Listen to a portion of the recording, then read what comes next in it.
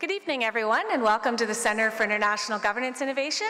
My name is Colleen Fitzpatrick. I'm the Community Relations and Events Manager here at CIGI. Before we get started this evening, I'd like to say a few words of thanks. First, I'd like to thank our public event sponsor, Wordsworth Books, for their ongoing support of the CIGI Lecture Series. Also, on this National Volunteer Week, I'd like to extend my sincere thanks on behalf of CIGI to all the wonderful event volunteers that you see monthly here at our public events. We are grateful for your continued support and the many ways that volunteers like you strengthen our programming and our community as a whole. Thank you for making a difference. Also, thanks to all of you for being here this evening, whether you are part of our live audience or joining us through our webcast. Following this evening's address, we welcome questions from both audiences at the microphones here in the auditorium or through the live chat function that you see on your screen. Please remember to state your name and to keep your questions brief. Here to discuss drone warfare tonight with Dirty Dancing, Drones and Death in the Borderlands, is Dr. Derek Gregory. I'm sure the title raises a few eyebrows. To make Dr. Gregory's introduction, I'd like to call upon Veronica Kitchen, Associate Professor of Political Science at both the University of Waterloo and here at the Balsillie School of International Affairs, whose current research focuses on interagency and cross-border cooperation in counterterrorism and the ethics of security. Veronica?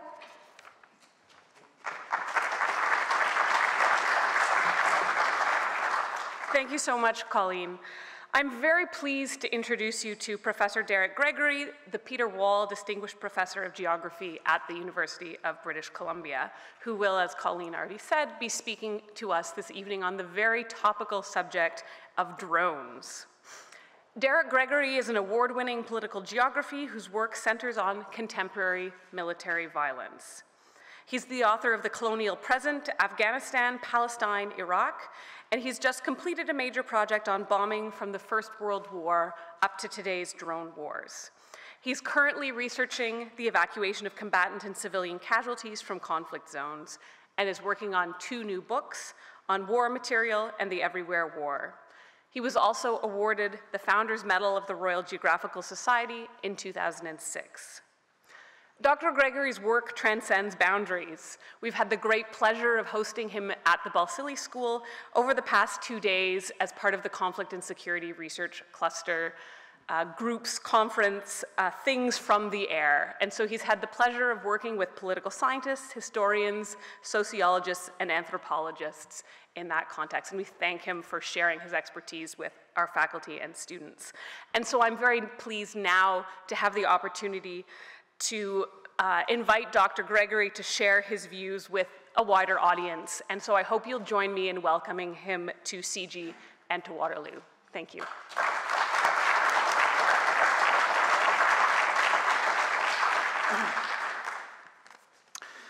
Thank you very much indeed, and good evening, everyone. Thank you for coming out to play tonight. I'm immensely grateful for the invitation to be here, but I'm particularly pleased to be able to speak to audiences beyond the academy. I think too often we spend far too much time talking to one another inside closed doors and not enough time talking to the people that really matter, the people that pay our salaries and the people on whose behalf sometimes we can speak, but in particular people with whom we need to engage. Now, my presentation tonight is a grim one, and it concerns the role of unmanned aerial systems, popularly drones, in carrying out targeted killings in Pakistan. And I want to begin with 2 people. The first is Baitullah Mehsud. He was the self-proclaimed leader of Tehreek-e-Taliban, the Pakistan Taliban, widely believed by some commentators to be responsible for the assassination of Benazir Bhutto. On the evening of the 5th of August 2009, he was on the roof of his parents-in-law home. According to some reports, he was being treated for a kidney disease through an IV drip. What he didn't know, what he couldn't possibly know, was that he was being watched from thousands of miles away by the crew of a Predator, a drone directed by the Central Intelligence Agency. On the 5th of August 2009, Hellfire missiles smashed into that roof and killed him.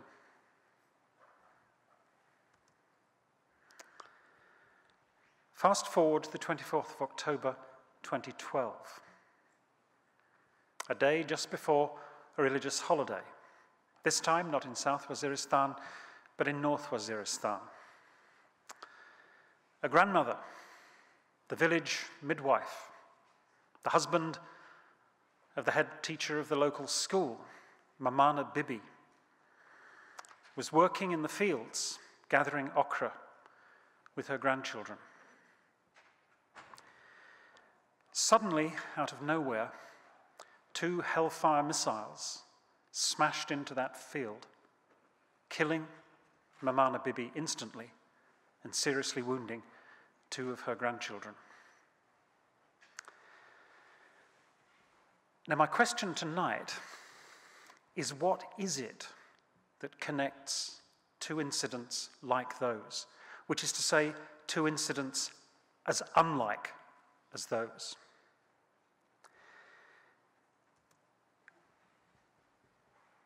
The simple and the least revealing answer is that both were victims of a program of targeted killing carried out by the CIA using drones.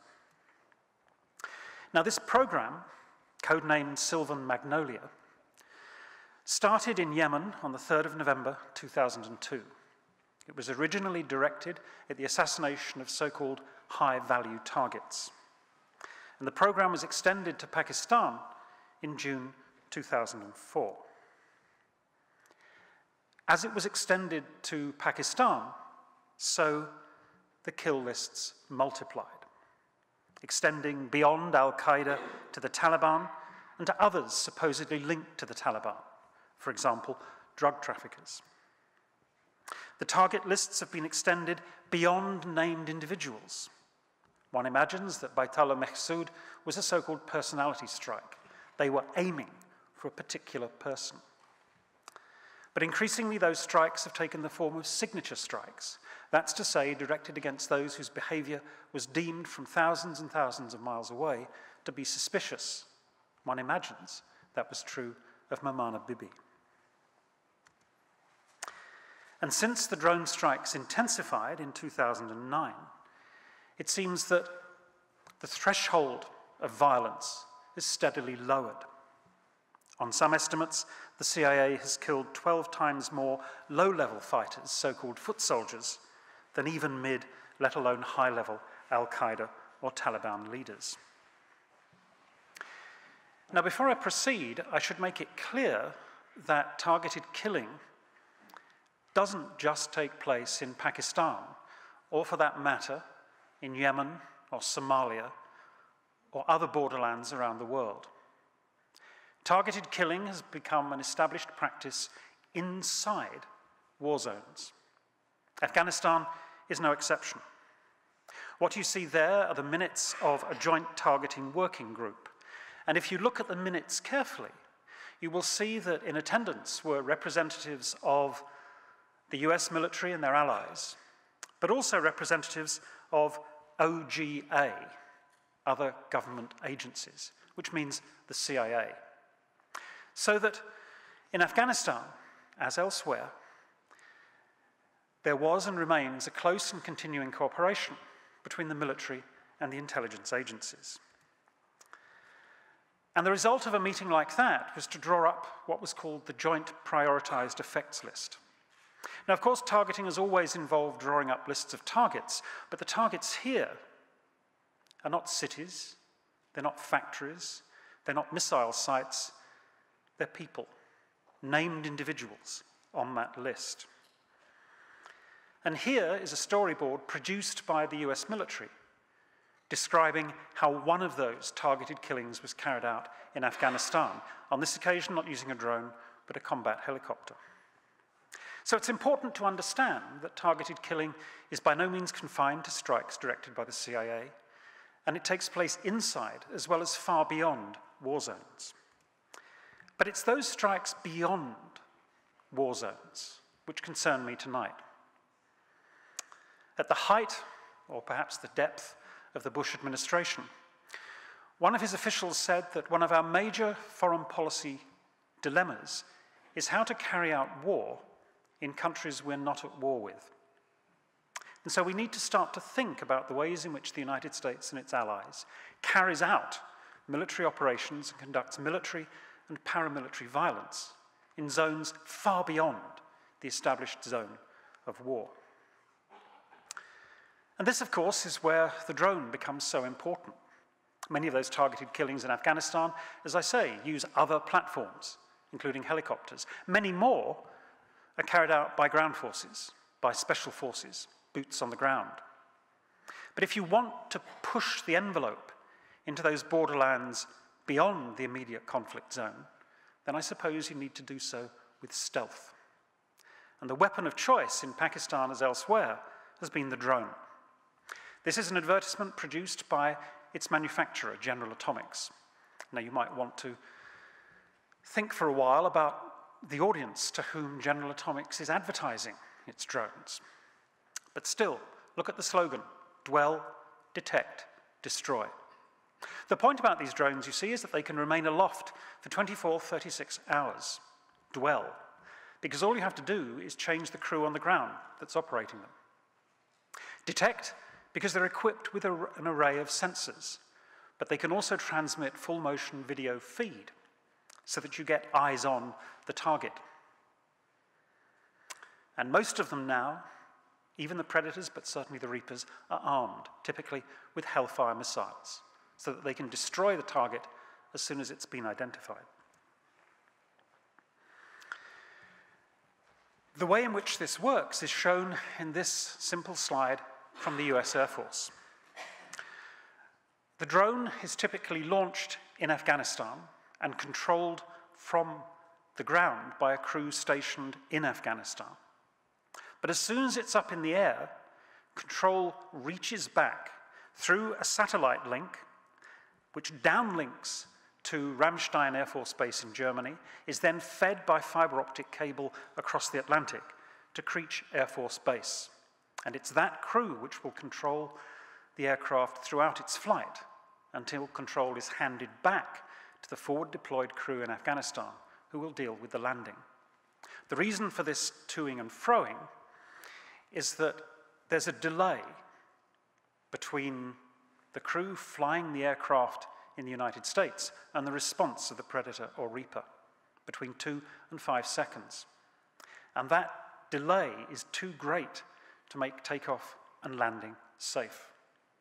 But once it's up in the air, control moves back to the United States. But before everyone becomes too excited about this technology, it's important to understand that today's drones are slow, noisy, sluggish, and difficult to maneuver. What this means, as General Mike Hostage, the commander of US Air Force's Air Combat Command, put it, Predators and Reapers are useless in a contested environment. If you send them out over Russia or China, they'll be shot down in seconds. Another way of putting that is that you can only use them against defenseless people, people who can't fight back. So as Lisa Parks puts it, drone use has generated a new disenfranchised class of targeted people in Pakistan, Yemen, Somalia, and occupied Palestine. They've become part of a targeted class simply because they live in areas in which terror suspects may operate. In such areas, anyone and everyone is at risk. So let's move into one of those areas, move into Pakistan. Now, this chart records every strike that we know of in Pakistan since the attacks started. And if we look at the figures, between 2004 and the end of last year, between 2,400 and almost 4,000 people have been killed, and between 1,000 and almost 2,000 people have been injured. Now, there is, of course, a great debate about how many of those people are so-called combatants and how many are civilians, and I'll return to that. But what I'm interested in is the place where those strikes take place. They take place in the so-called federally administered tribal areas of Pakistan, principally in North and South Waziristan. And if we plot them year by year, you can watch the numbers grow.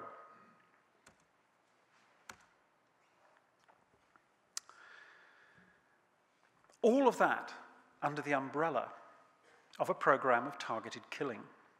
But once you start to put those strikes on the map, a different way of answering my original question comes into view. Remember, I said, what is it that makes an attack on Baitullah Mehsud and an attack on Maimana Bibi possible? What is it that connects incidents like those, or more accurately, incidents as unlike as those? And for me, the answer is not simply about a program of targeted killing. It's about the kind of space the federally administered tribal areas have been turned into. Because for those attacks to be possible, a great deal of work has to be done to turn the federally administered tribal areas of Pakistan into a very special kind of space, or more accurately, two kinds of space. And the first one I want to talk about is called by philosophers a space of exception. Now, this is an argument developed by an Italian philosopher, Giorgio Agamben. It's a complicated argument, and it's one with which I have all sorts of difficulties. But its simplest version is that a space of exception is a space within which people are knowingly and deliberately exposed to death.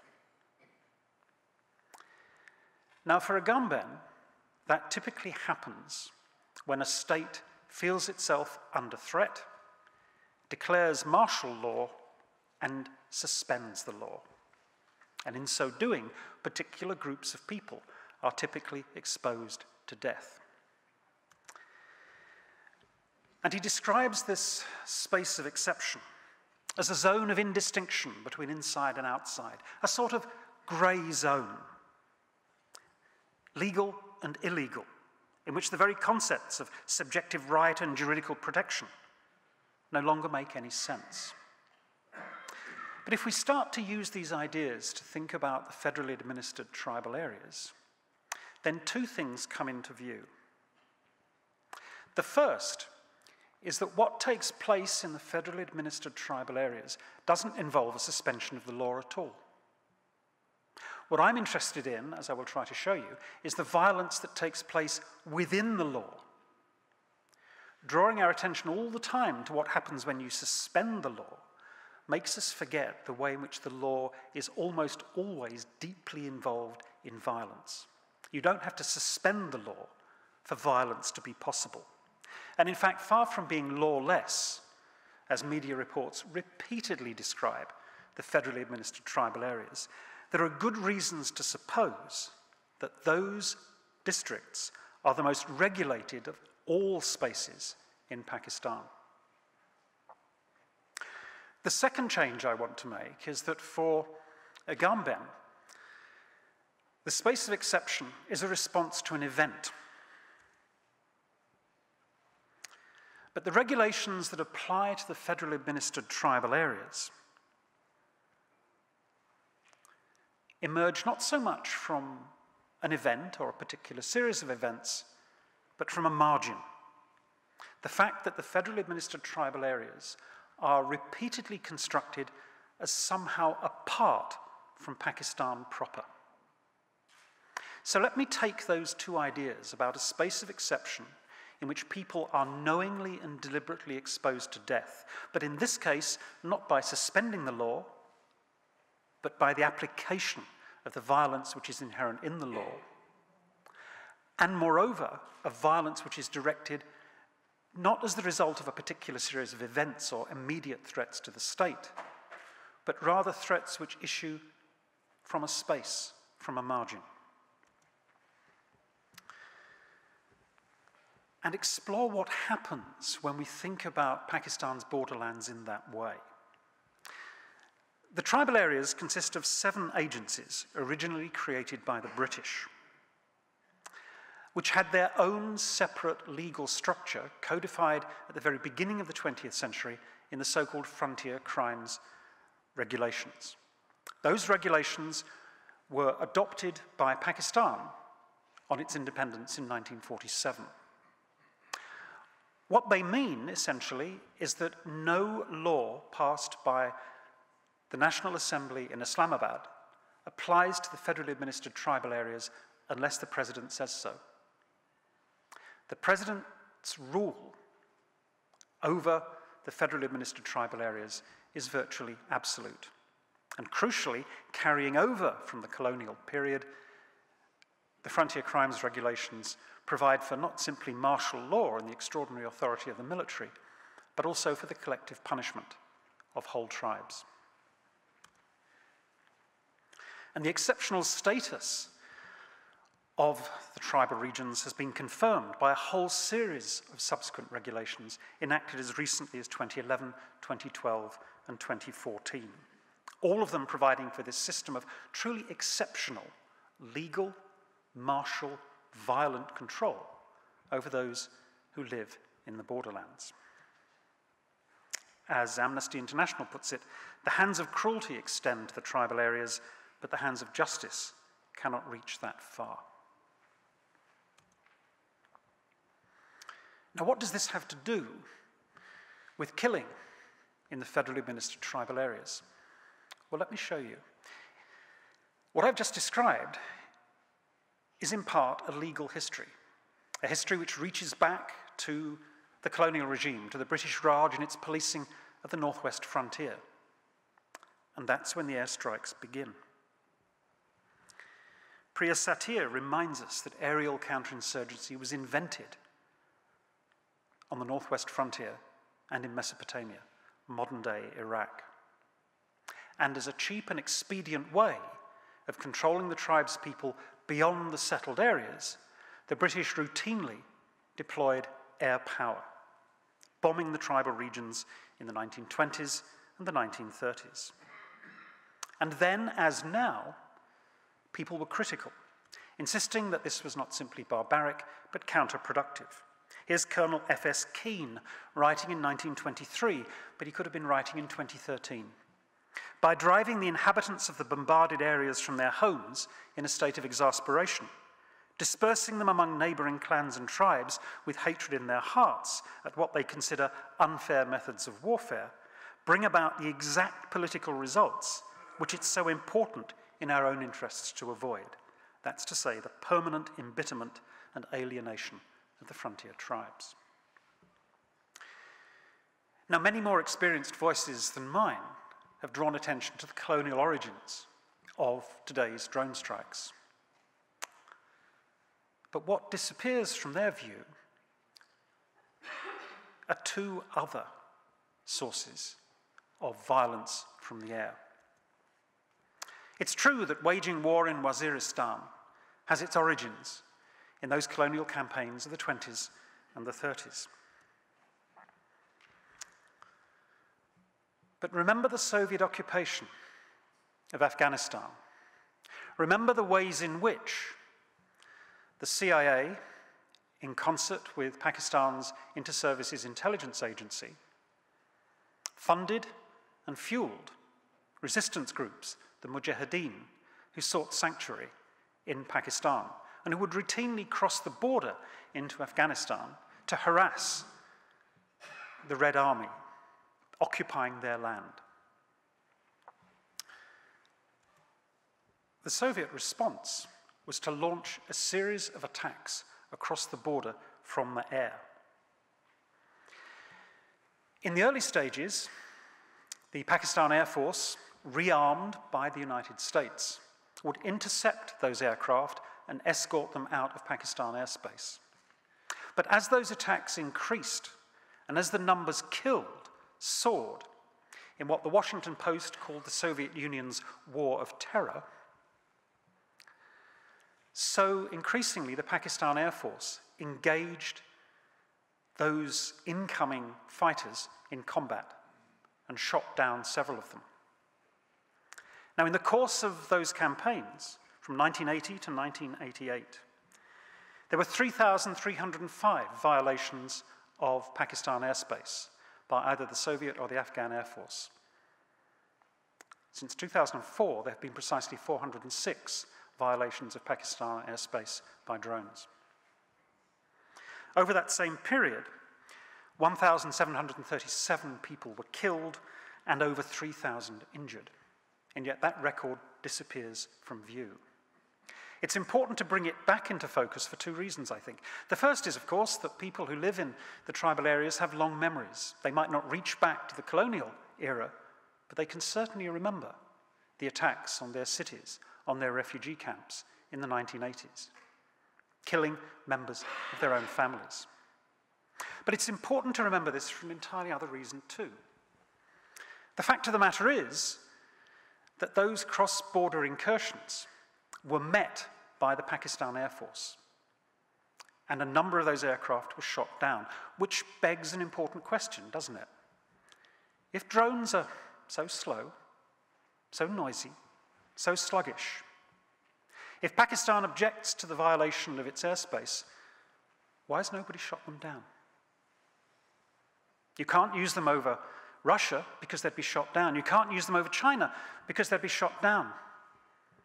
So why haven't they been shot down over Pakistan? The reason is, of course, that there's another source of airstrikes in the federally administered tribal areas, and that is the Pakistan Air Force itself. Its Air Chief Marshal claimed that the Pakistan Air Force carried out 5,000 strike sorties and dropped 11,600 bombs on 4,600 targets in the borderlands between May 2008 and November 2011.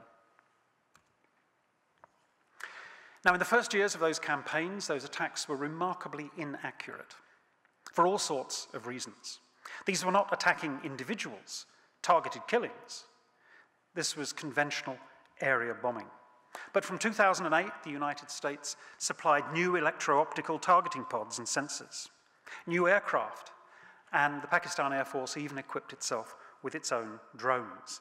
And the United States has enabled the Pakistan Air Force to upgrade its F-16 fleet. Those attacks have continued beyond 2011. In January and February 2014, the Pakistan Air Force resumed airstrikes against the Pakistan Taliban in North Waziristan, using F-16 aircraft and helicopter gunships.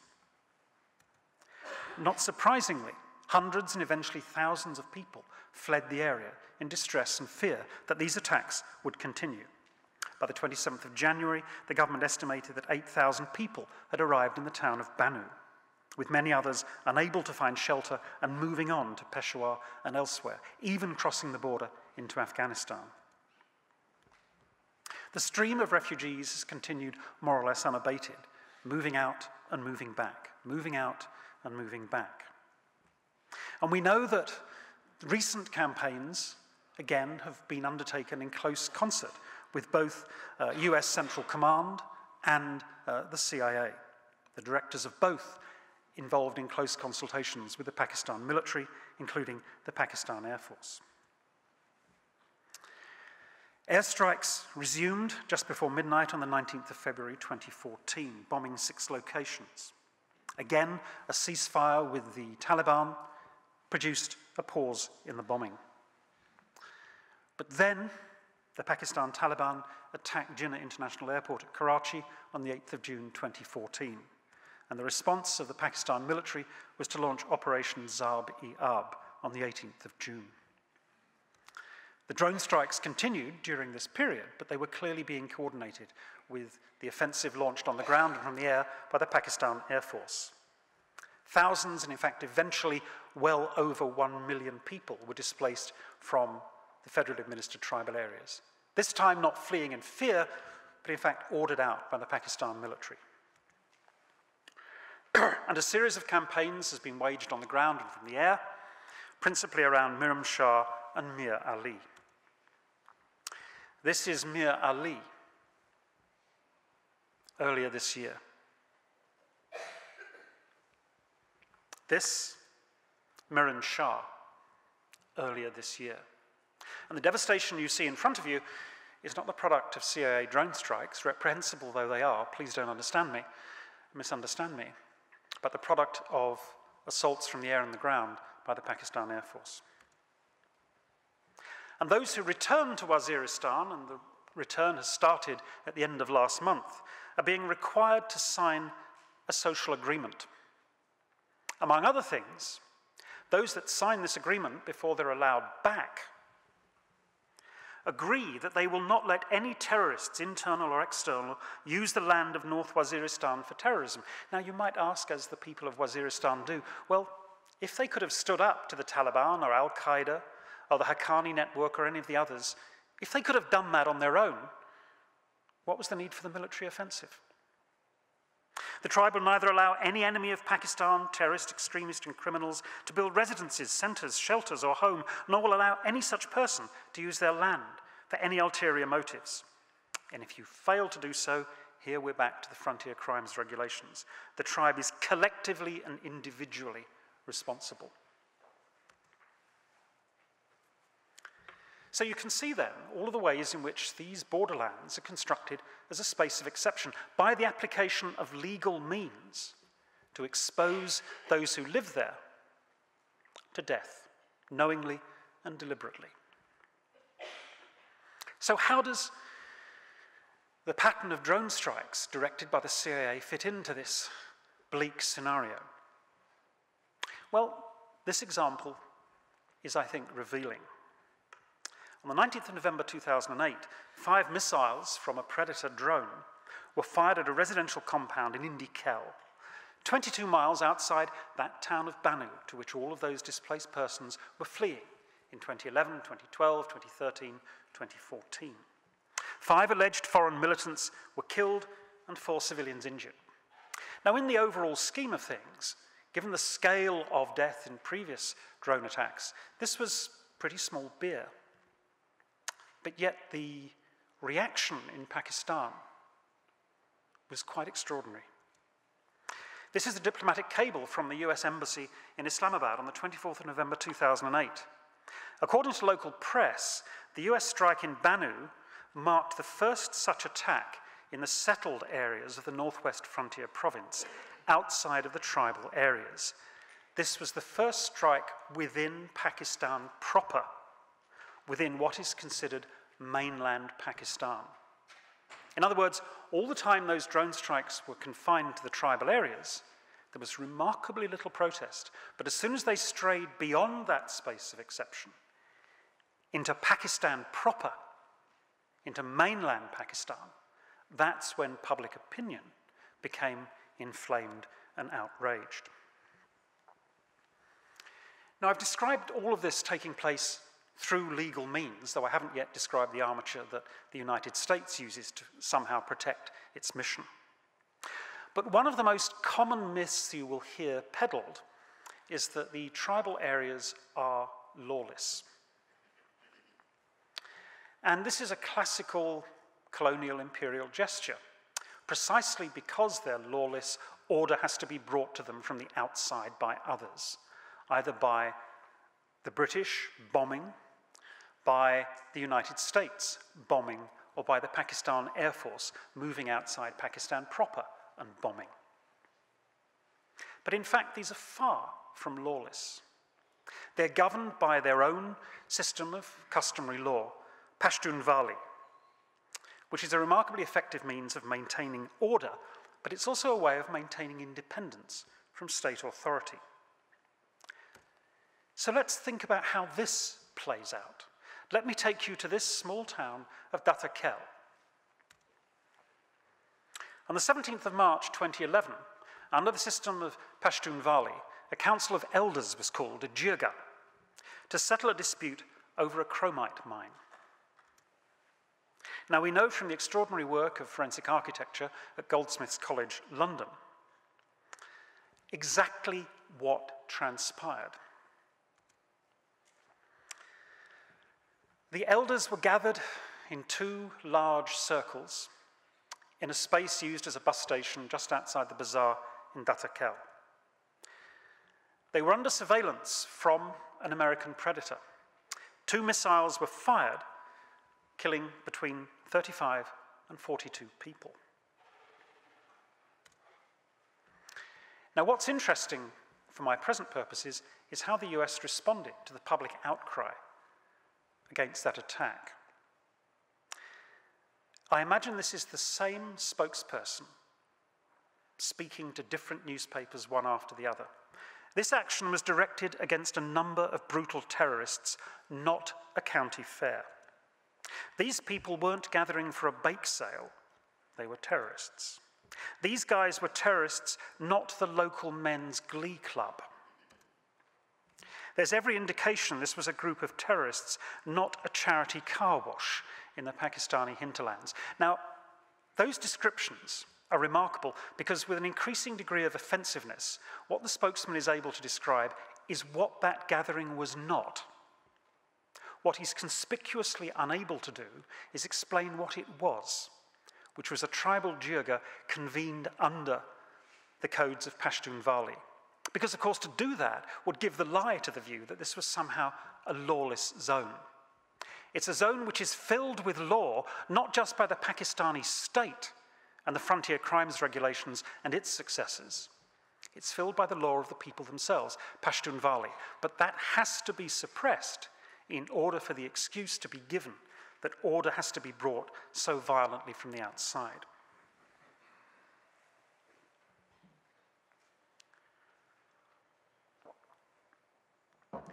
Now, implicit in everything I've been saying is what I now want to call the dance of the drones, which is to say a remarkable degree of coordination and ultimately collaboration between Washington and Islamabad over the fate of those people who inhabit this space of the exception. And we need to understand that because, as President Barack Obama said on the 18th of November 2012, there's no country on earth that would tolerate missiles raining down on its citizens from outside its borders. But of course, he wasn't talking about Pakistan. He was talking about Israel. And the fact is, as I've tried to explain, Pakistan has tolerated those drones raining down on the people of the federally administered tribal areas. After all, it would be easy to shoot them down. Now, what I'm going to say may surprise some of you who follow the role of the United Nations in these affairs, and in particular a report from Ben Emerson, the UN Special Rapporteur on Counter-Terrorism and Human Rights, who in March 2013 went to Islamabad and reported back to the UN that the government of Pakistan doesn't consent to the use of drones by the United States on its territory, so that any use of drones would be a violation of its sovereignty. He had been given assurances, he said, there was no tacit consent by Pakistan to the use of drones, and a thorough search of Pakistani government records had revealed no indication of such consent ever having been given. Well, seek and ye shall find. I said that the first targeted killing in Pakistan carried out by the United States took place in 2004. Its target was Nek Mohammed, described by the US as an al-Qaeda facilitator. In fact, as Mark Mazzetti shows, a brilliant investigative journalist, Mohammed was not a top operative of al-Qaeda at all, but a Pakistan ally of the Taliban who led a tribal rebellion and was marked by Pakistan as an enemy of the state. In a secret deal, the CIA had agreed to kill him in exchange for access to airspace it had long sought so it could use drones to hunt down its own enemies. You might not believe me, so let's turn to WikiLeaks and a whole series of cables from the US Embassy in Islamabad. They report that on the 22nd of January 2008, Pakistan's Chief of Army Staff asked Admiral Fallon, commander of US Central Command, to provide continuous Predator coverage of the conflict area. This time the imagery would be used by the Pakistan military. The request was denied, but notice who's talking. The commander of US Central Command with Pakistan's Chief of Army Staff. And it turns out, when you work your way through those diplomatic cables, that there was an agreement between the two that the locus of strikes would be North Waziristan and South Waziristan.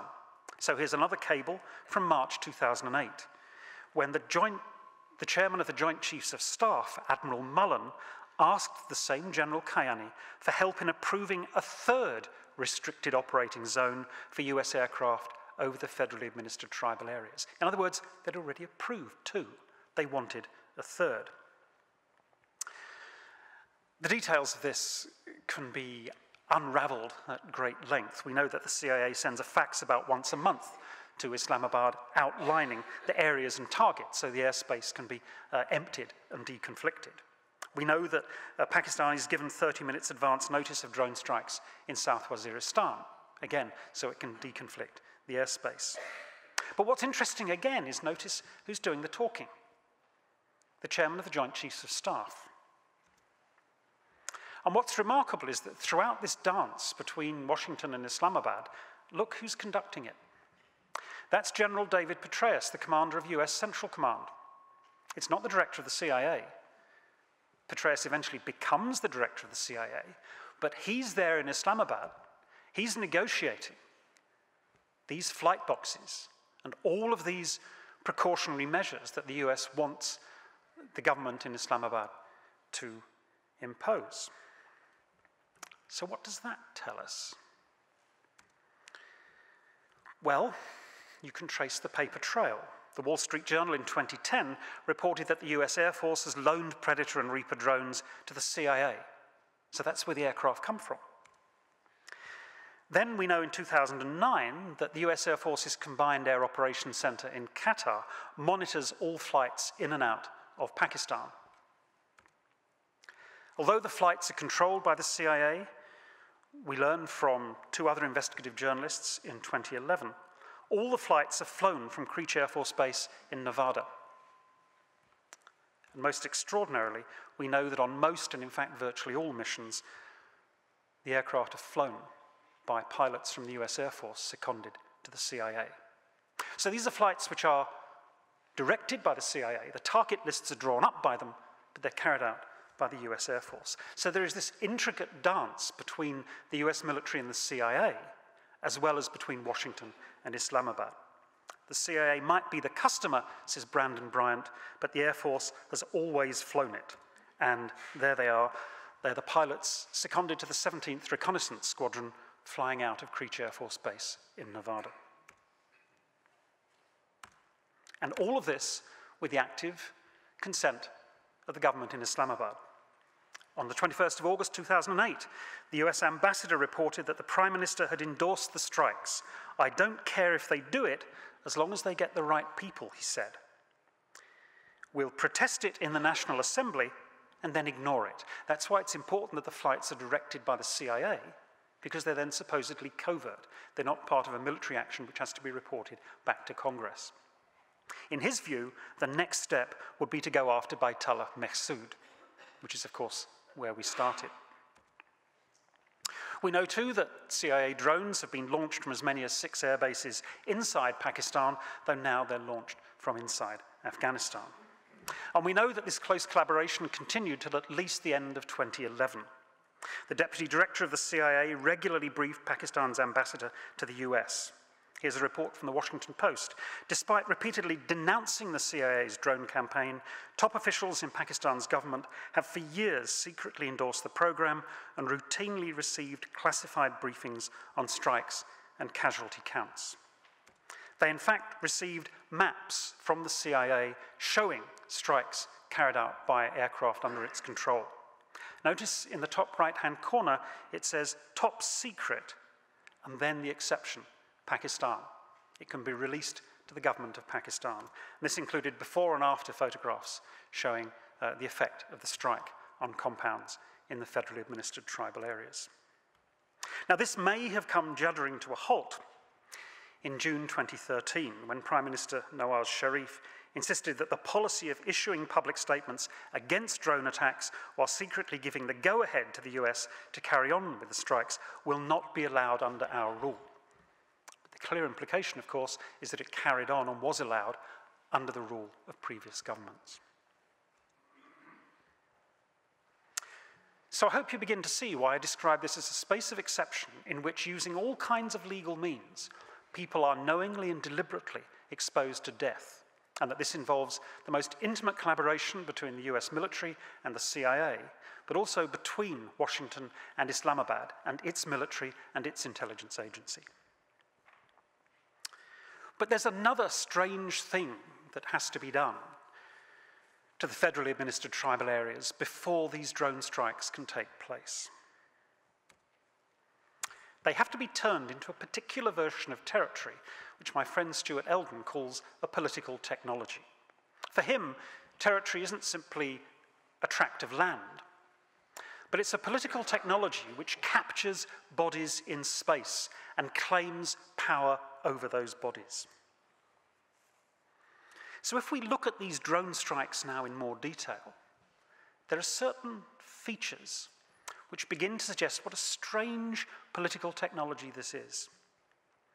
Firstly, it appears to be an almost juridical process. Remember, I'm talking about the violence that's sanctioned inside the law. So the CIA draws up its lists at its counter-terrorism center in Langley. On the 11th of September 2011, that center had 300 employees. It now has over 2,000, some say over 3,000. Virtually everyone you meet there is a targeter.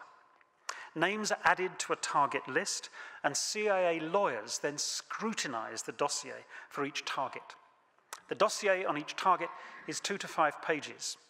If you need to seek a judge's permission to carry out a wiretap in the United States, the dossier is roughly 30 pages. But to get your name on that list, 2 to 5 pages is enough. It's then approved by the CIA's General Counsel, and that list is renewed every 6 months. But notice what's happening. We're back to that joint prioritized effects list. We're back to targeting individuals. And the United States Air Force says that the remarkable thing about the drone, as opposed to a fighter bomber or a cruise missile, is that you can target individuals. The way they put it is you can put warheads on foreheads. But that becomes interesting, because according to Paul Kahn, a professor at the Yale Law School, the criminal is always an individual. The enemy is not.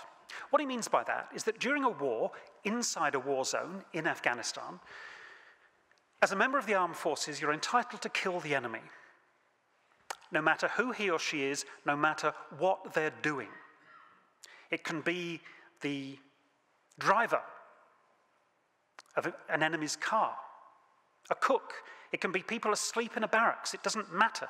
You're entitled to kill them because collectively they are a member of your enemy.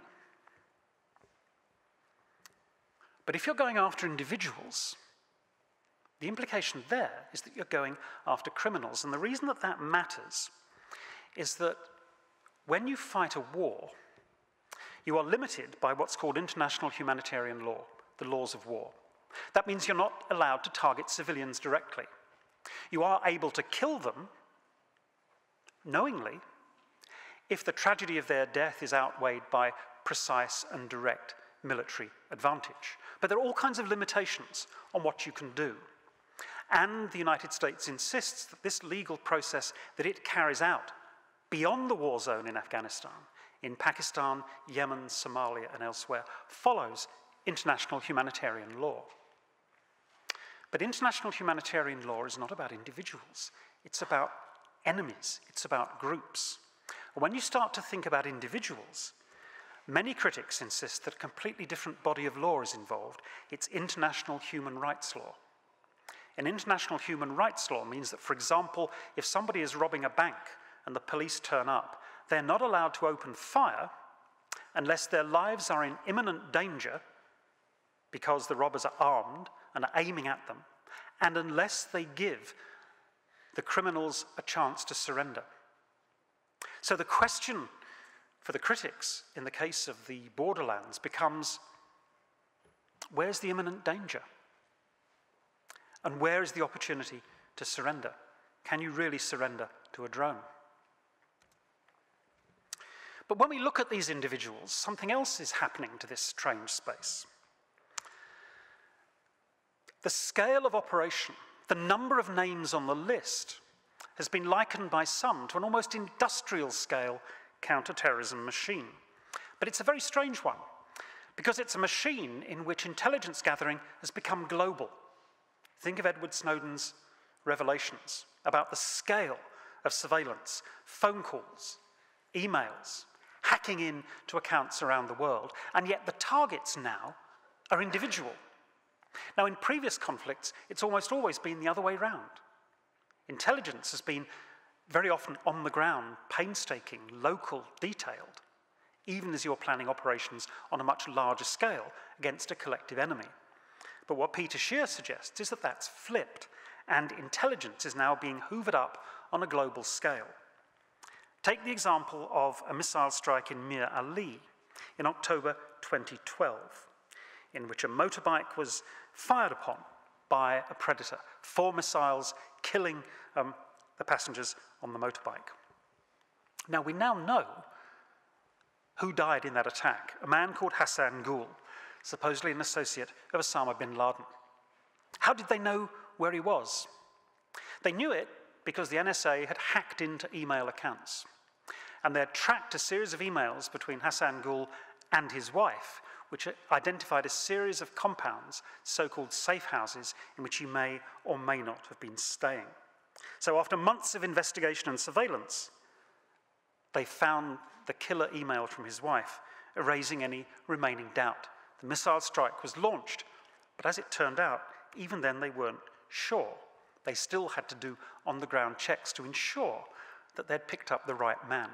But they'd picked him up through programs like the NSA's Boundless Informant. This is a map which shows the global surveillance system put in place under just one of the NSA's programs. And you'll find that outside Iran, the area which is subject to the most intense monitoring by the NSA is Pakistan, and specifically the federally administered tribal areas, in which, according again to investigative journalists, the NSA draped a surveillance blanket over dozens of square miles of northwest Pakistan, throwing, as it were, the electronic kitchen sink at it, hoovering up all possible data. And what's happening here is that software is being used to construct the federally administered tribal areas as an almost digital space in which all of these different trace signals, phone calls, emails, and on, can be used to bring individuals into view and ultimately into the crosshairs. It's what two of my colleagues, Rob Kitchen and Martin Dodge, call a code space, a space which is being coded by software algorithms, churning through all of this big data to identify specific individuals. But who are these individuals? Well, you might say they're Batallah Mahsoud, they're Maimana Bibi. But very often, these individuals are identified not on the basis of who they are, but as I said at the very beginning, on the basis of supposedly suspicious patterns of life. And Joe Pugliese, in this extraordinary book on state violence and the execution of law, says that this whole idea of a pattern of life, well, it reaches back to software and code space. But he says a pattern of life is what you discover and analyze in the Petri dish of a laboratory. There's something biological and barely human about this idea of a pattern of life. And what's happening is that all of these signals in the noise, all of these attempts to throw this blanket over the federally administered tribal areas, to digitize that space and somehow in that digital net pick up individuals, pick up in a sense, not a person, not a body, but a statistical artifact, the product of all of those intercepts and all of those analyses. In effect, what these algorithms do, because this is killing by algorithm, is what Ian Hacking calls make up people. And often they do it using computer programs like this, which track people as they move through time and space, track their phone calls. Now, of course, you may not know who those people are, you may not know their names, but you know where their phones are moving. You know where the signals are. And some of these drones are equipped with sensors which can pick up signals from cell phones. But there's something interesting about these individuals which are being made up. It's not just that they're not fleshy, bodily people. And make no mistake about it, the images that appear on the screen are really very fuzzy indeed. You can barely see what's happening as you switch from infrared to full-color television. It's jerky, there's lots of static. They barely look like people at all. But they're the product, as I say, of this digital statistical series of algorithms making people up. But most people don't care, because after all, you're killing individuals. People say to me, why are you worried about drone strikes? This is not the Blitz over London. This is not bombing Dresden. Well, I'm not sure that Dresden is necessarily the moral standard to which we should hold ourselves, but if we're going to focus on individuals, we should understand that every death of every individual affects far more than that one person, whatever they've done. It affects their family, their extended family, their village, and the ripples go on and on and on. We surely know this from our own experience, but when Maimane Bibi's family were flown to the US Congress by Reprieve to talk to members of Congress about what had happened to their grandmother, only 5 members of Congress bothered to show up. But this is what Maimane Bibi's son said. In Urdu, we have a saying which translates as the string that holds the pearls together. That is what my mother was. She was the string that held our family together. Since her death, the string has been broken, and life has not been the same. We feel alone, and we feel lost. So this conceit of putting warheads on foreheads, closing the circle around this statistical figure that appears in the crosshairs, so very often, I think, blinds us to the fact that any person's death affects countless others, even more so, one imagines, if that person is innocent. Ah, but you say, Baitullah Mehsud was hardly innocent, was he? The leader of Tehrik-i-Taliban, carrying out all sorts of atrocities, both in the federally administered tribal areas where, yes, people live under fear of the Taliban and other groups. Responsible, perhaps, for the death of Benazir Bhutto. Well, let's grant all of that. But look at how many attempts it took to kill Baitullah Mehsud. He was directly targeted as many as 7 times, during the course of which 164 people were killed, including 11 children. His area was targeted at least a further 9 times, resulting in the deaths of 123 additional people. And if you look at that list there, you can see that that's repeated again and again and again. 24 men were reported killed or targeted multiple times in Pakistan. Unnamed government sources were insisting that we'd killed this man, only to reappear 2 or 3 weeks later to say, actually, no, they hadn't got him last time, but they had got him this time. Again and again and again. Missed strikes on these men killed 874 other people and account for 35% of all confirmed civilian casualties. For Pakistan, roughly 36 unknown others have been killed for every named intended target. And so we need to think, when we look at those casualty counts and those figures, about the bodies that they represent. This is a poster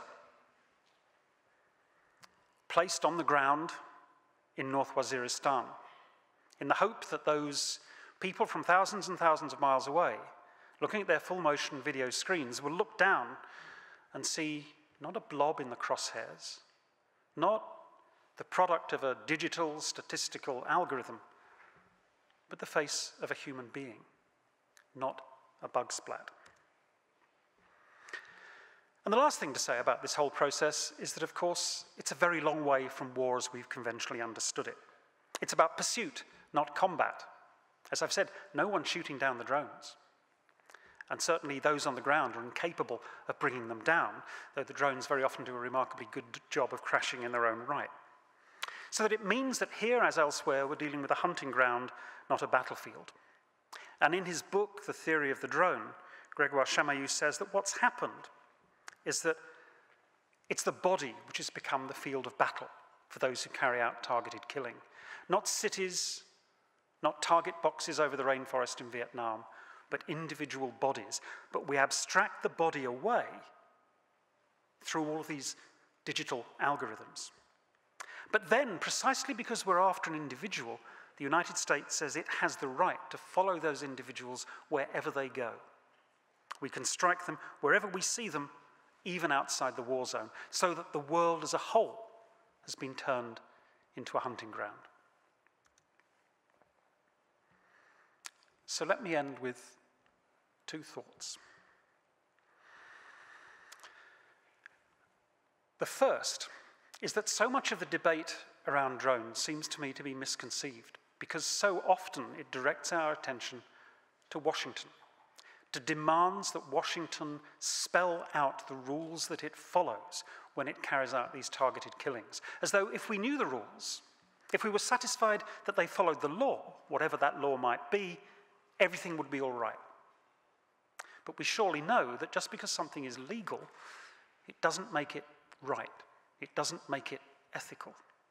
But more to the point, all the time diverting our gaze to Washington means that we never look at Waziristan. We never look at the lives of all of those ordinary people who live under fear, yes, the fear of the Taliban and of other militant groups, but the fear too of assault from the air, by those CIA-directed drones, and by their own air force. We forget about what Madiha Tahir calls the wounds of Waziristan. And if you pursue all of this through our own media, you'll find that both the media and the public are fascinated by the psychological effect of all of this on those pilots and sensor operators who carry it out. The argument is, you see, that those who fly these drones are not thousands of miles away at all. They're 18 inches away, the distance from eye to screen. That unlike a bomber pilot in the Second World War, or the pilot of a B-52 over Vietnam, they actually see the people they kill. They see their faces, and they remain on station to carry out what's called a battle damage assessment, which typically involves an inventory of body parts. And so the argument is that they're traumatized by that they suffer PTSD, and I've no doubt that they do. But there's remarkably little concern, so it seems to me, for the psychological effects of those who live under the drones. When people think about air raids, I suppose many people think of the Second World War, the air raid sirens, the searchlights sweeping the sky, the anti-aircraft batteries, the air raid shelters. But if you think like that, and if you console yourself with the fact that these strikes are always against individuals, not against areas of cities, remember that in Waziristan, there are no air raid warnings. There are no searchlights. There are no anti-aircraft batteries. There are no shelters. And at the end of the day, there are endless numbers of orphans, not just from the CIA-directed air war, but from the onslaught by the Pakistan army. In this strange space of exception, where people are knowingly and deliberately exposed to death, and where their lives become statistical artifacts. So you see, finally, my other point is that my objection to all of this is not that the killing takes place a world away. Because after all, if you think it's wrong to kill somebody from 7,500 miles away, perhaps you could tell me over what distance you think it is acceptable. My objection, really, is that rather than focus on the drone or on distance, what we need to do is look at the larger matrix of military violence, in which the people who somehow live their lives in Waziristan have to endure and prevail. Thank you very much.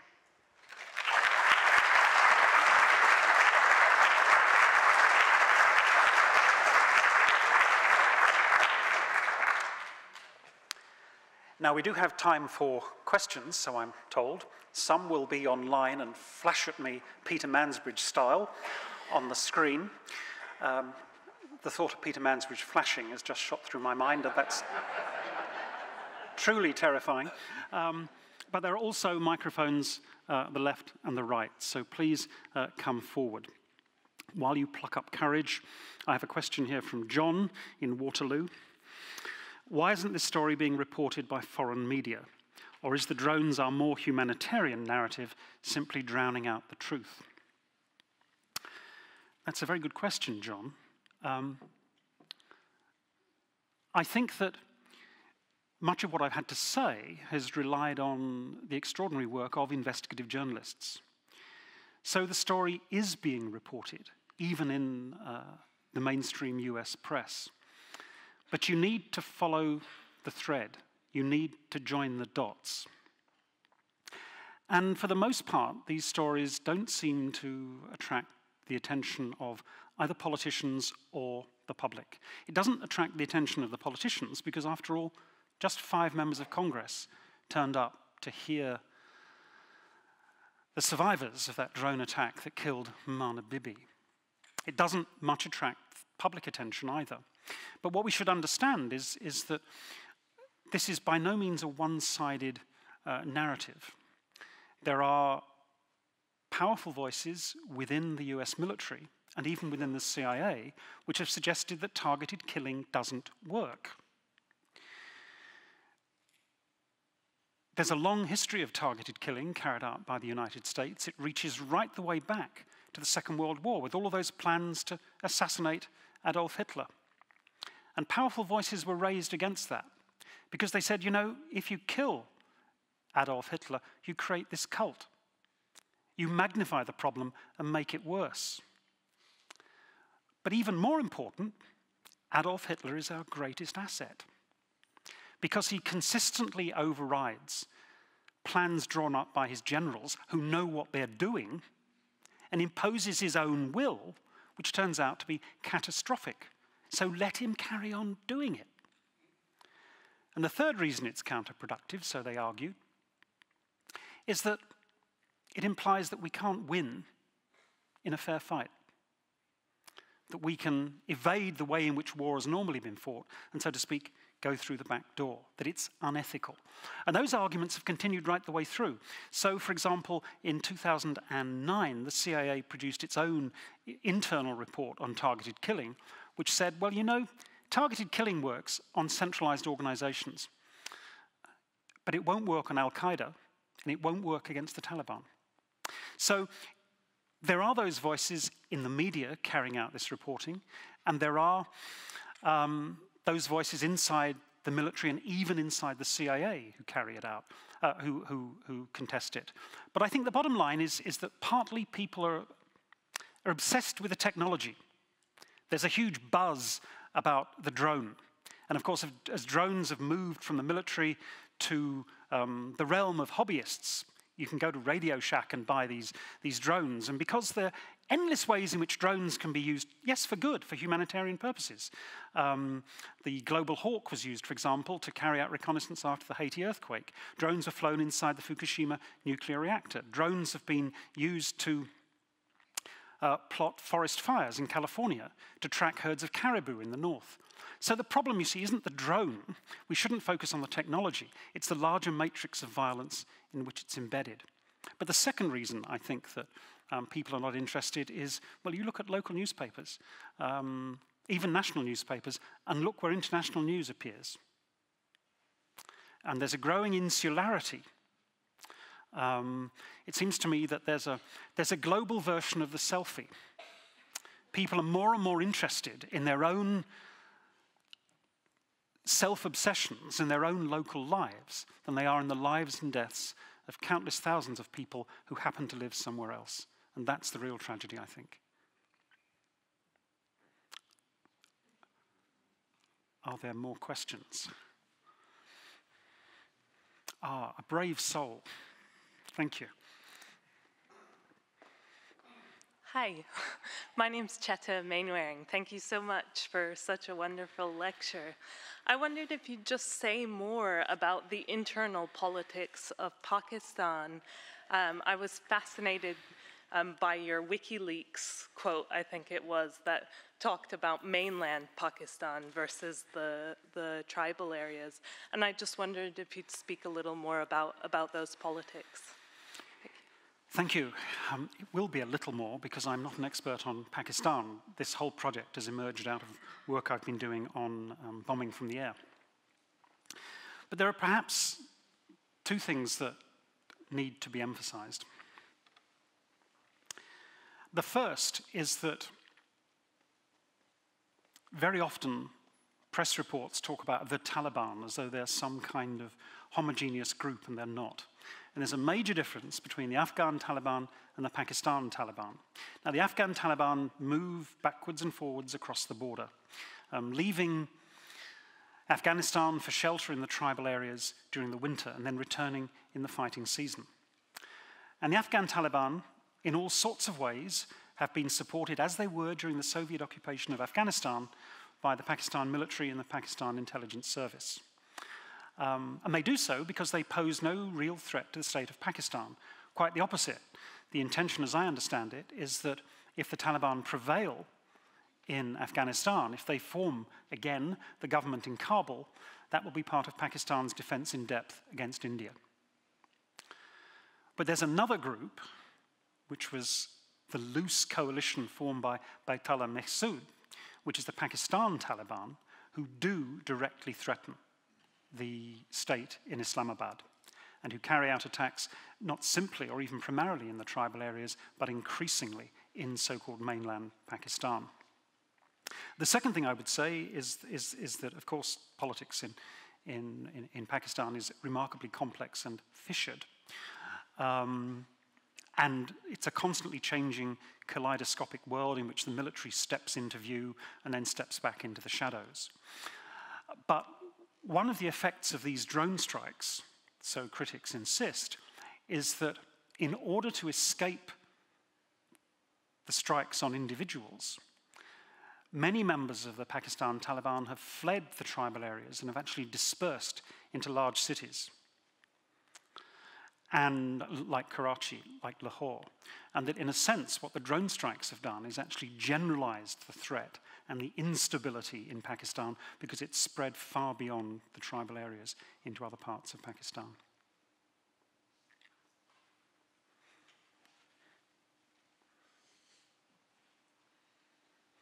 John is still there. Thank you, John. And I see somebody else either heading for the exit or the microphone, but I suspect, or indeed the washroom. Try to make them separate visits. It really is a long way down, and one forgets his question, by the way. It comes there.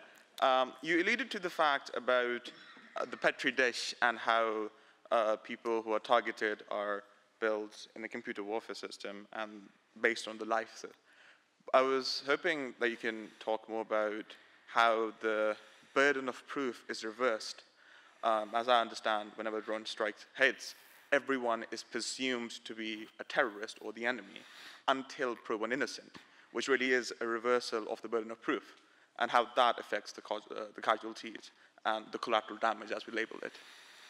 Thank you. Yes, that's a good question too.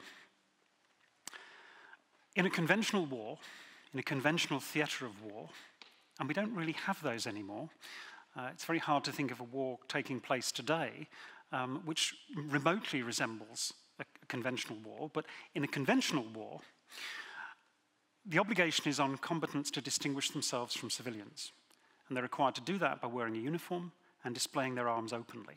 Now, of course, that raises all kinds of interesting questions about camouflage, but the fact is that under the laws of war, the obligation is on the combatant to identify themselves as the enemy, as engaged in conflict. But once we move to so-called war among the people, and I think war has been fought among the people for at least 100 years. The First World War was a war fought among the people. whenever people think about the front lines, on the Western Front, for example, they focus on that narrow strip of land between the trenches, so-called no man's land. And they forget that 2 or 3 miles behind, there are farms.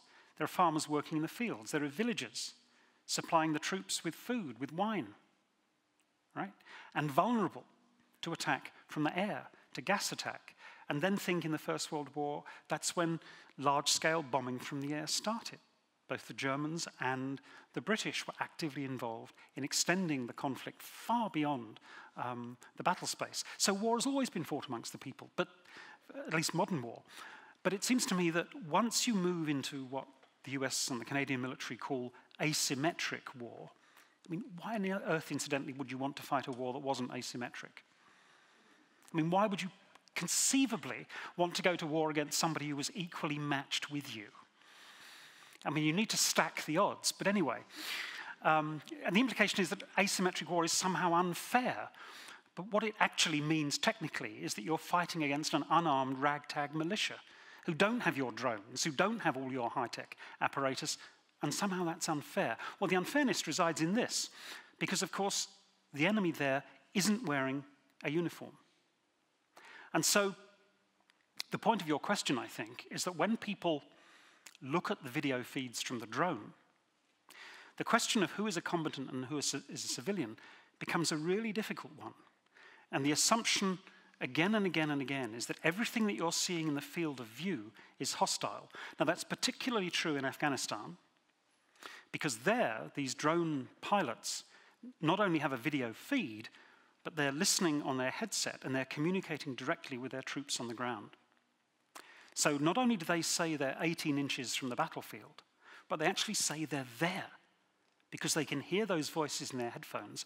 They want to come to the aid of their guys on the ground. So they interpret almost everything that happens in what to them is a hostile battle space as threatening. And so the impetus to release the missile, I think, is exaggerated by the technology itself.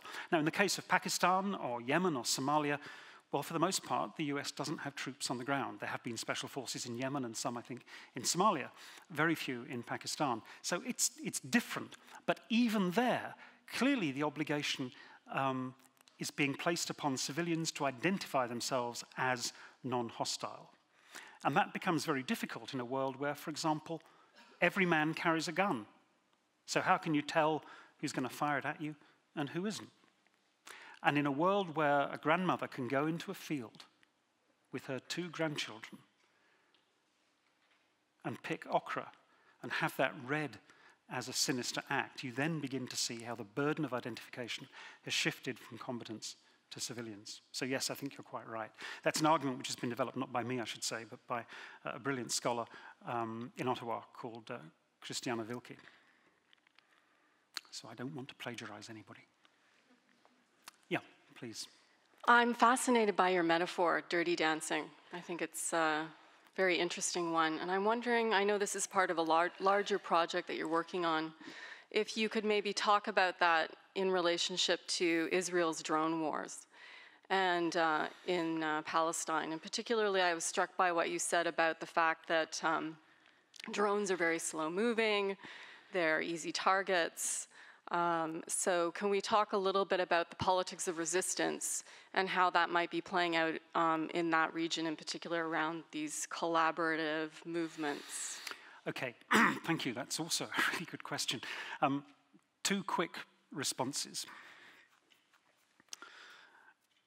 The first is that if we go right back to this idea of a space of exception, what Giorgio Agamben says is that those who inhabit the space of exception are treated as political objects, but not political subjects, so that they become the objects of violence, but their own subjectivity is stripped away from them, so that at the limit they become almost non-human, what he calls bare life.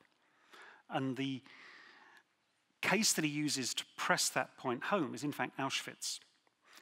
And the number of people there who were described in German as Muselmänner, which actually translates as Muslims, but nonetheless Jews, who had given up all hope and lived in this almost zombie-like state between life and death.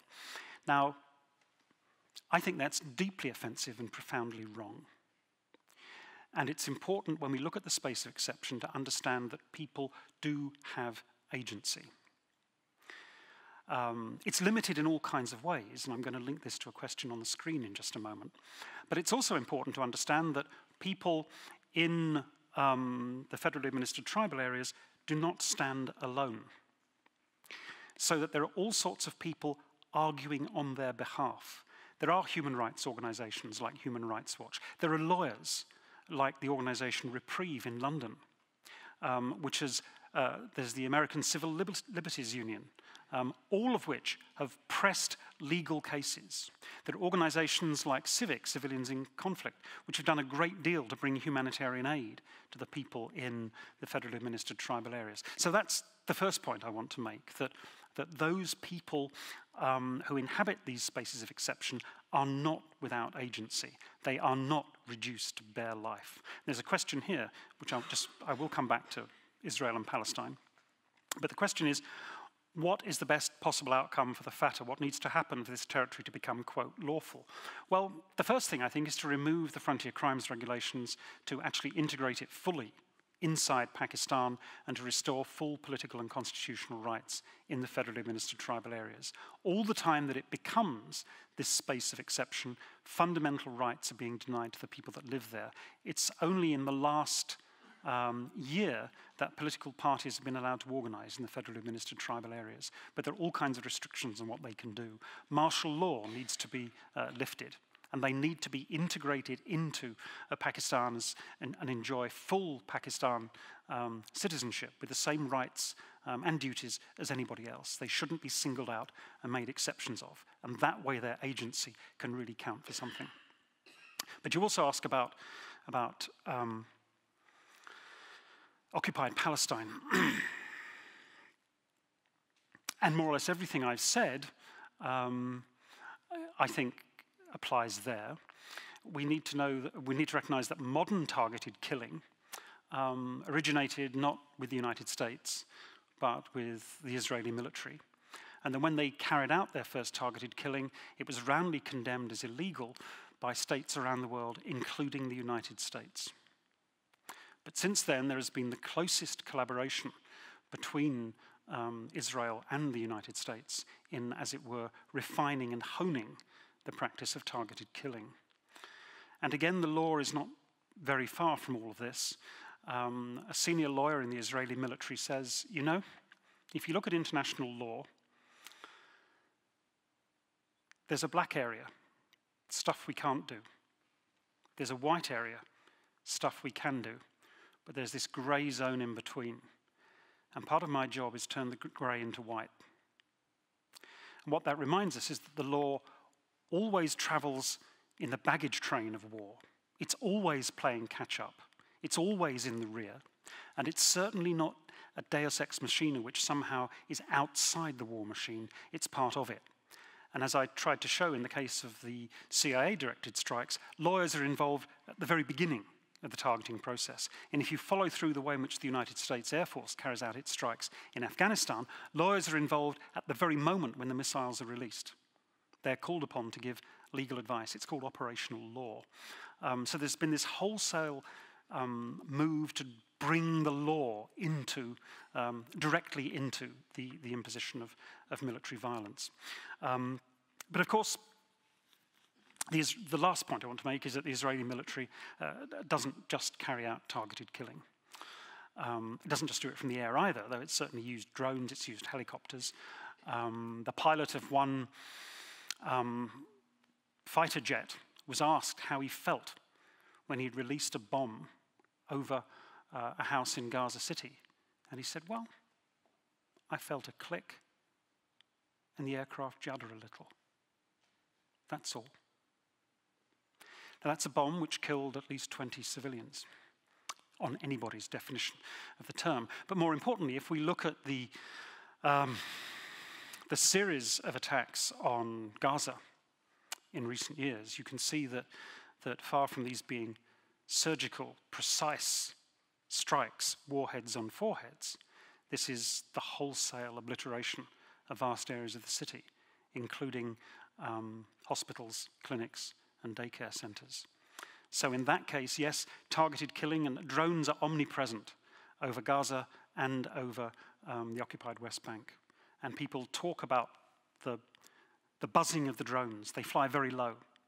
Remember, you can only use them over defenseless people, so otherwise they'll shoot you down. They talk about the buzzing, and they get used to it. Then they talk about the shows of force from the fighter aircraft roaring across the sky. But every once in a while, clearly what you get is a wholesale attack, which, even if it's orchestrated in part by drones, reverts to the most conventional forms of air and ground warfare. So targeted killing is a very small part of what takes place in Gaza, just as it's a very small part of what takes place in the federally administered tribal areas. Please, yeah. Hi, Derek. Hi. My name's Neil Ballin.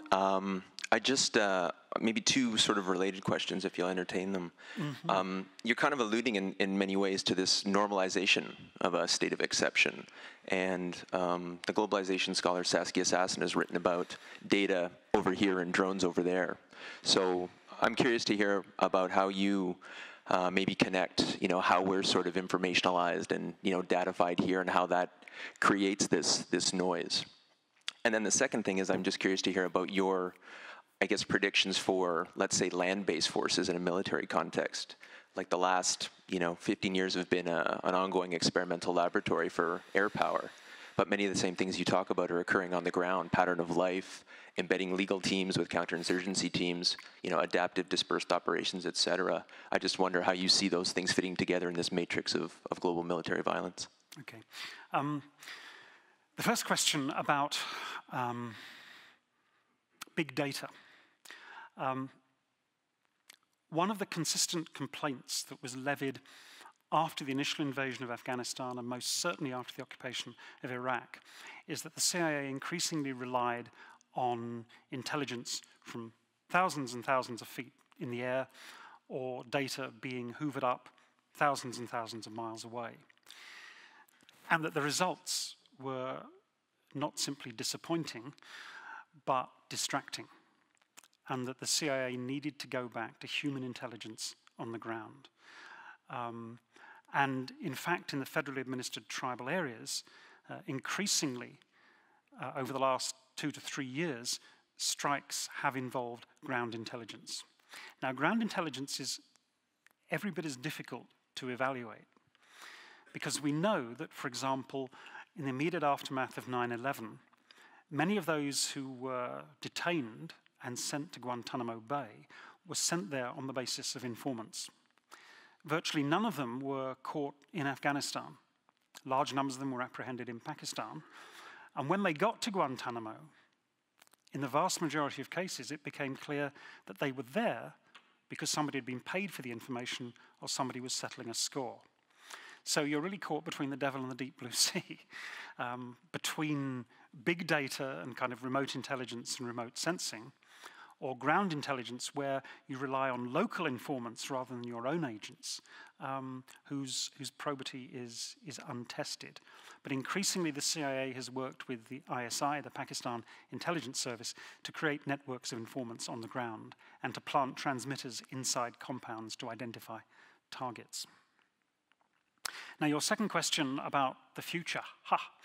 I suppose if I could really answer that, I wouldn't be standing here. I think that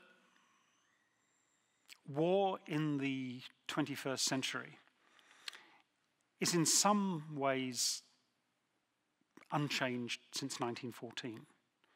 What I mean by that is that war in 1914 was a remarkably bureaucratic exercise. After all, you couldn't organize thousands and thousands of troops across a front extending hundreds and hundreds of miles without a huge bureaucracy making it possible. Not just getting the troops there, getting the supplies there, getting the ammunition there, but planning the campaigns, the offensives, the pushes. And soldiers then used to complain that the plans for battle the next morning would run to 20, 30, 40 foolscap pages.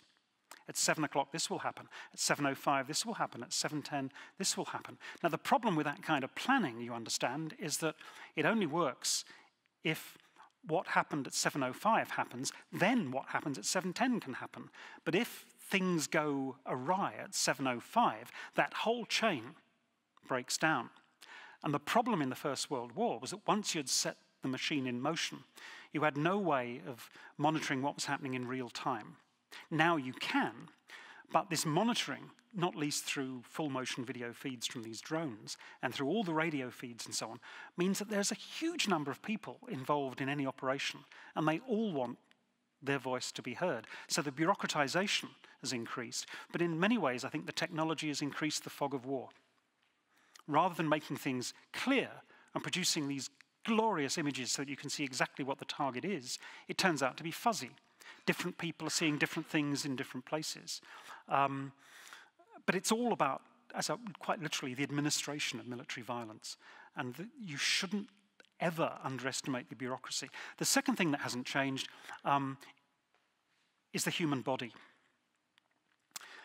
And I think one of the most dangerous conceits we have, or at least our politicians have, when they so cheerfully send off other people's sons and daughters to be killed, is that war today is no more bodiless than it was in 1914. And that if they saw the bodies of veterans who survived attacks in Afghanistan, for example, and came back with the most extraordinary wounds, they would need to say much more than thank you for your service, and they would need to do much more than cut the budget of the Department of Veterans Affairs. So the fact that today's wars, even with all this high tech, still involve putting bodies on the line is something that we need to register. So those two things I don't see changing at all. The last thing that I don't see changing, tragically, is the fact that war is business. That there were lots of people quite literally making a killing out of business in the First World War and the Second World War. And there's an extraordinary book by Andrew Coburn called Kill Chain, in which he talks about the rise of high-tech assassins in the United States of America, using all the apparatuses that I've been talking about today. And he talks about the targeted killing industry, about all of those who have a vested stake in selling this technology and selling that campaign of killing to a compliant public. Thanks very much. We've run out of time. We've also, I think, run out of questions. So thank you all very much indeed for coming.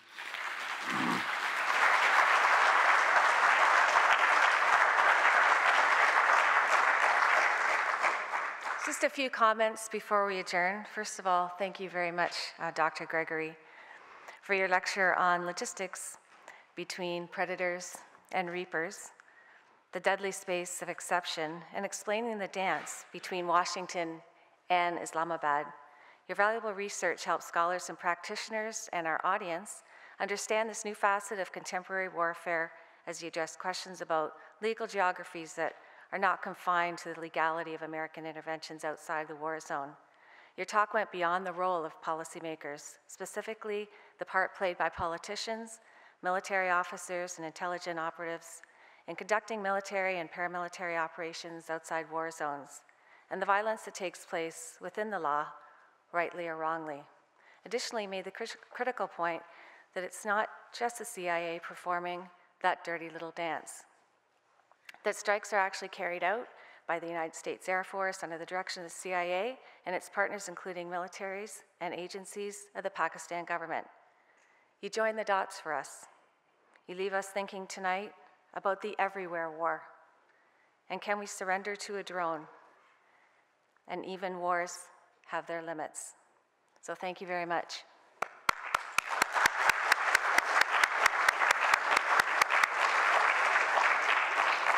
An edited video of this evening's live webcast will be posted on the CG website, and we'll also have a blog post about the event where you can add your own comments.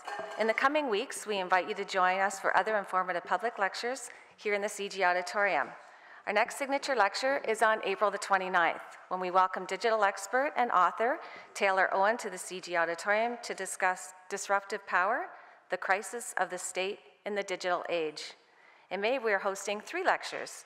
On May 6th, Chris Reagan, economist from McGill University and the head of Canada's Ecofiscal Commission, will give us a thought-provoking presentation on the latest report of Canada's Ecofiscal Commission, which was just released last week, called The Way Forward, a practical approach to reducing Canada's greenhouse gas emissions.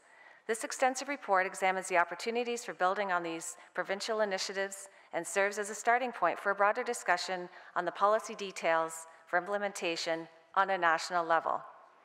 On May 21st, Speaker Michael Bell from Carleton University will address liberal attitudes and Middle East realities, which will include an assessment of authoritarianism, ideology, and ethno-nationalism. Then finally, on May the 27th, we'll hear from John Fullerton, the founder and president of the Capital Institute from Greenwich, Connecticut, for his talk about the regenerative economy and the shift to a new form of capitalism, the regenerative capitalism that operates from a deeper mission than mere financial profitability and the goal of promoting the long-term health and well-being of our human communities and the planet. Be sure to register online for the CG Events newsletter to receive information on all of our upcoming events. Again, thank you for your attention this evening, for your interest, and have a safe journey home. Thank you.